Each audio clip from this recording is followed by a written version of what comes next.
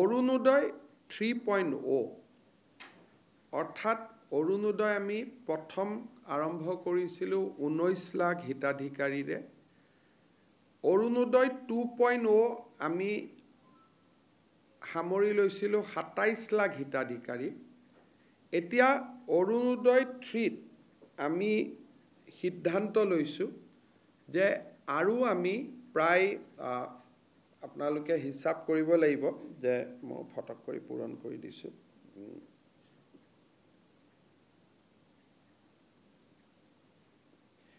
আমি আৰু 20 লাখ হিতাধিকাৰী এই আঁচনিৰ আমি অধীনলৈ আনিব খুজিছোঁ যদি 20 লাখ হিতাধিকাৰীক এই আঁচনিৰ অধীনলৈ আনো তেতিয়াহ'লে এই আঁচনিৰ অধীনত বেনিফিটেড পৰিয়ালৰ সংখ্যা 47 লাখলৈকে বৃদ্ধি পাব